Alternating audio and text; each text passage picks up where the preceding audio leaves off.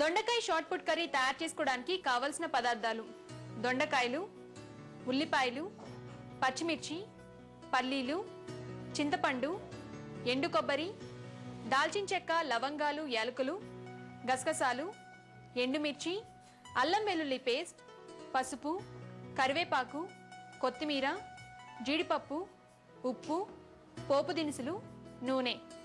Garnish కోసం ఉల్లిపాయ ముక్కలు, క్యారెట్. దొండకాయ షార్ట్ పుట్ కర్రీ తయారు చేసే విధానం: ముందుగా పాన్ పెట్టుకొని కొంచెం నీళ్లు పోసుకొని దాంట్లో జీడిపప్పు, వేరుశనగ గుళ్ళు, గసగసాలు, ఎండు కొబ్బరి, ఎండుమిర్చి, ఉల్లిపాయ ముక్కలు, ఇలాచి, లవంగాలు, దాల్చిన చెక్క వేసి ఉడికించుకోవాలి. ఉడికేటప్పుడు కొద్దిగా 1 స్పూన్ నూనె కూడా వేసుకోవాలి. చివరగా చింతపండు కూడా వేసుకొని ఉడకనివ్వాలి. దీనికి ప్యారలల్ గా 100 గ్రాముల దొండకాయల్ని 2గా కట్ చేసుకొని దాన్ని చీల్చుకొని నూనెలో డీప్ ఫ్రై చేసుకోవాలి. ఆ తర్వాత ఉడికించుకున్న మసాలా దినుసుల్లో కొంచెం ఉప్పు వేసుకొని మెత్తగా గ్రైండ్ చేసుకోవాలి.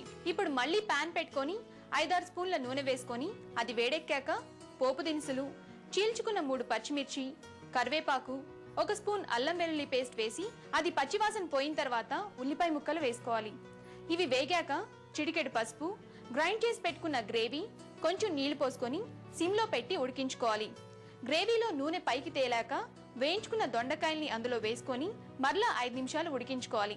చివరిగా తయారైన దొండకాయ షార్ట్ పుట్ కర్రీని ఒక బౌల్లోకి తీసుకొని క్యారెట్ ముక్కలు, ఉల్లిపాయ ముక్కలు, టమాటా, కొత్తిమీరతో గార్నిష్ చేసుకోవాలి.